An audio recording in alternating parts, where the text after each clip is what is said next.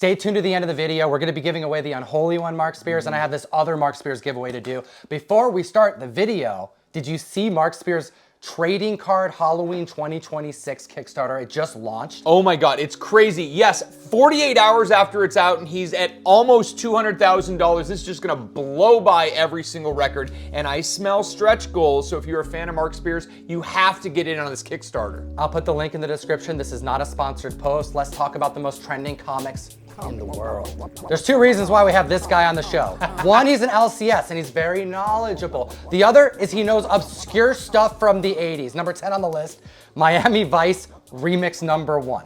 This is a book that I was not expecting to see, and this is a crazy blast from the past. I totally remember watching Crockett and Tubbs back in the 80s. It was a show that all of us loved, ran for 5 seasons for those of you that don't remember or weren't alive in the 80s, and they even had a revival in 2006. There was a movie starring Colin Farrell and Jamie Foxx. It's a $4 average sale book, and really you're gonna find this out there on the hunt in cheap bins, but a 700% increase in copies sold. There's only 198 on the census, and that hasn't had a recent sale. But with news of a new Miami Vice movie coming, this book is on fire. Dan Gilroy, who wrote Nightcrawler with Jake Gyllenhaal, is on board to write this, and we have Joseph Kosinski, who you would know as the director of Top Gun Maverick, that is tied to direct. So you know, big explosions, big action. This guy knows what he's doing, and for Miami Vice, that's great. And just a little shout out to the comic book. This comic book by Joe Casey and Jim Mafood flew under everyone's radar. It was printed by Lions Forge, who you would know they mostly did like Voltron Defender of the Universe comic books. So when all of a sudden I got to read this reboot and a reimagining of what Crockett and Tubbs did, oh, I loved it. Definitely worth hunting for. There is a softcover and a hardcover graphic novel as well.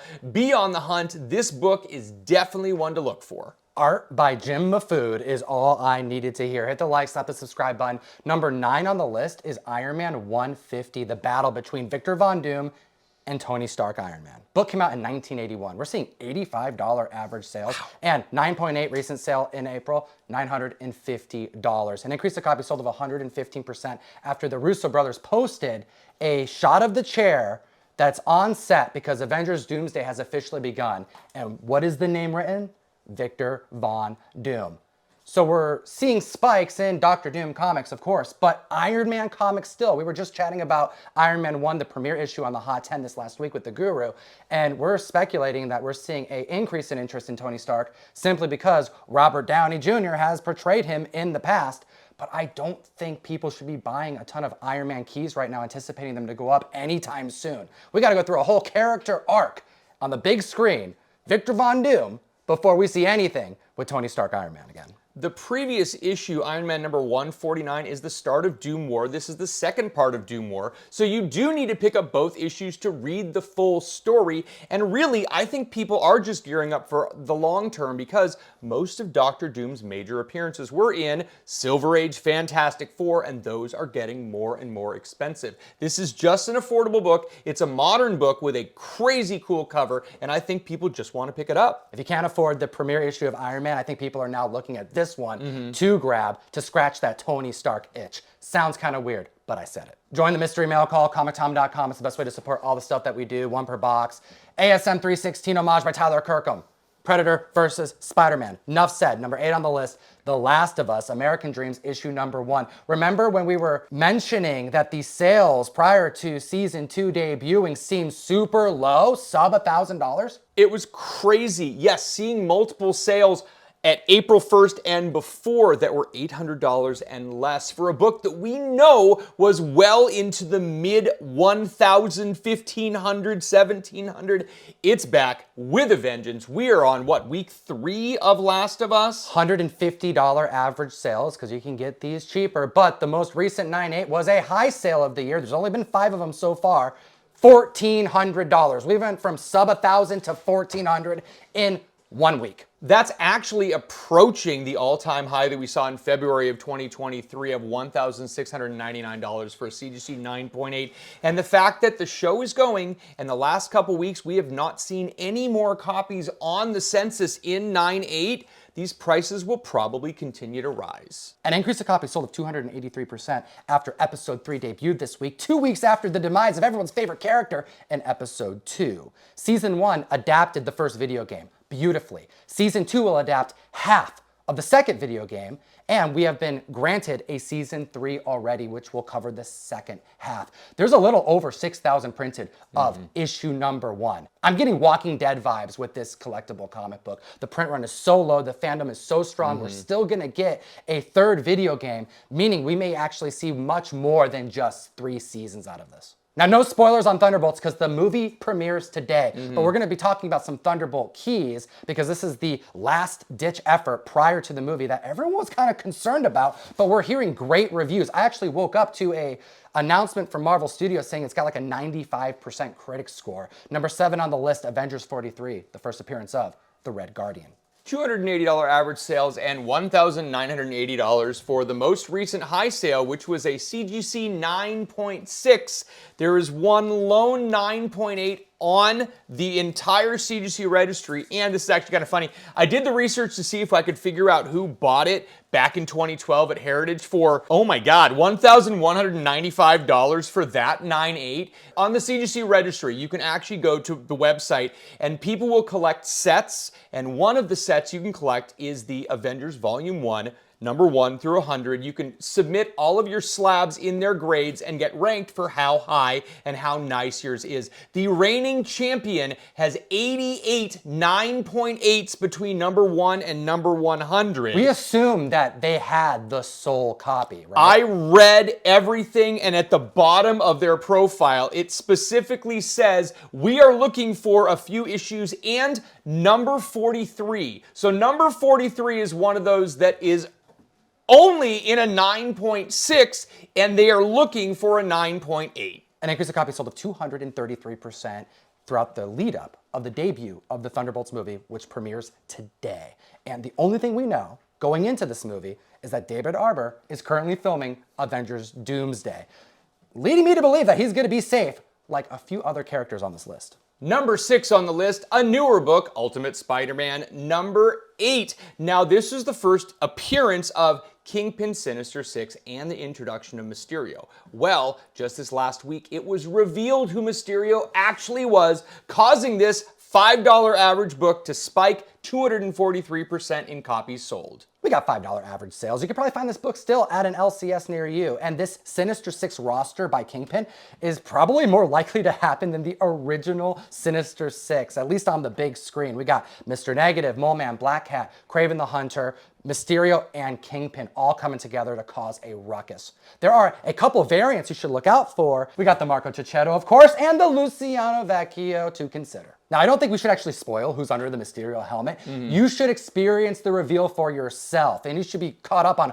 all the Ultimate comic books. And my favorite personal recommendation is Peach Momoko's take on Ultimate X-Men, a horror mutant comic book. As of the time that this video drops, you will hopefully have gone to your LCS to do Free Comic Book Day yesterday on Saturday, May the 3rd. And if your shop still has Free Comic Book Day books, you can check out the Key Collector app and see what great books you should be picking up. That's right, they're literally free. And you can go and support an LCS near you, and we strongly encourage you to do so. Utilize code TOM101 on Key Collector Comics to make it that much easier to figure out what your plan should be, what to hunt for. There's an entire category listing as many of the Free Comic Book Day books that are available all in one easy to read list so you know what to hunt.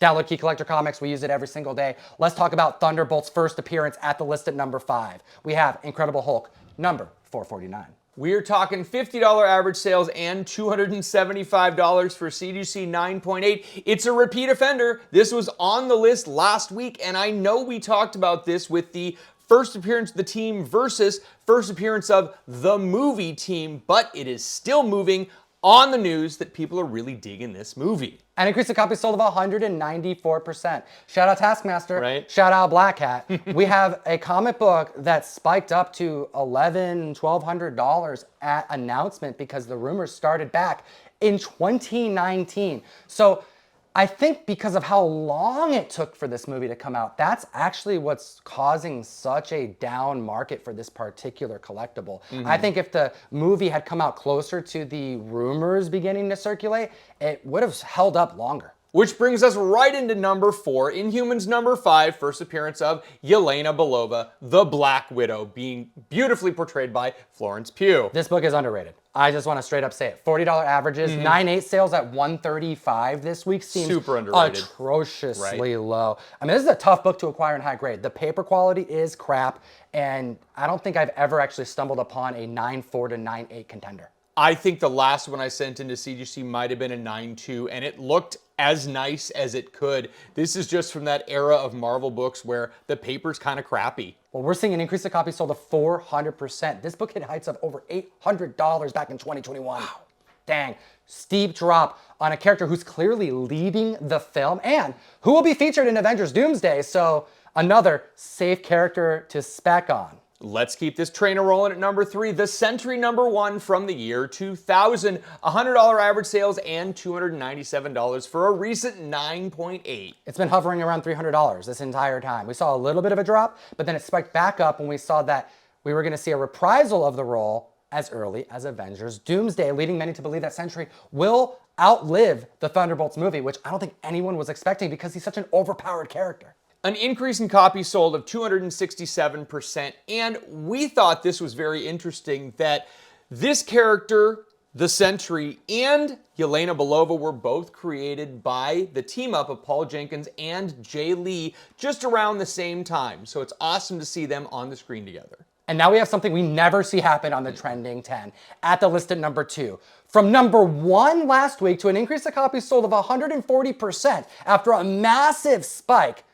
Number 2 on the list, Star Wars Legacy issue number 2, first appearance of Darth Talon. A lot of times when you see repeat offenders on this list, they are going up and you'll see them at number 8 one week and number 1 the next week, or they hit number 1 and you might see them at 5 or 6. So the fact that this one almost held the crown 2 weeks in a row really shows the staying power. $25 average sales and $150 for a CGC 9.8. Now, while this is the first in-story appearance of Darth Talon, you should also be on the lookout for Star Wars Legacy issue number 0, where we have the first time she's on the cover. This is a really good sign because this show is something that's needed to happen and Star Wars fans have been begging for it for so long. And I don't think this is going to be the only character source from this comic book, let alone this entire Dark Horse comic run. These legends are prime for the picking to source from.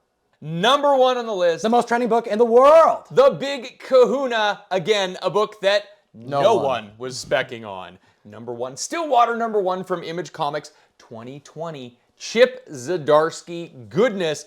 $10 average sales and $94 for a CGC 9.8, but a 1,083% increase in copies sold. Off to the moon. This book absolutely exploded. That's right. And when it came out, we actually covered it on the show in early 2021, Fire Guy Ryan and I. And we picked it from a bunch of indie comics because we were looking at stuff that we thought would make a perfect adaptation on the screen.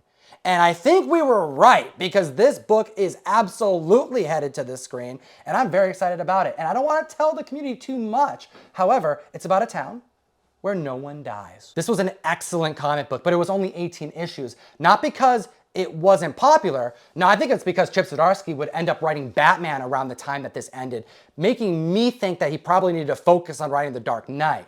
So pick up Stillwater. You absolutely need to read it, and it's looking like it's actually happening. This has been optioned by the team up of Greg Berlanti, who you would know from Arrowverse as a writer, and Carly Ray, who helped write The Leftovers and HBO's Watchmen. Do you own any of the books on the Trending 10 this week? Let us know in the comment section below. And do any of the books make you want to spec on something else? You know, like if you're seeing Red Guardian on the list, are you buying Taskmaster? Like, I want to know your thoughts. And what did you think about the Thunderbolts movie, but no spoilers? We appreciate your time today. As always. Geek responsibly. Enough said. And that's our video. Thank you for letting us use your shop again to record. Oh, absolutely. The studio's still being built. We may be doing this next week too. I hope you don't mind. I won't be here. Phone number ends in 5316, check your phone because I have this unholy one and I'm gonna send it to you. If you wanna be like this winner, all you have to do is join the text message group via comictom.com.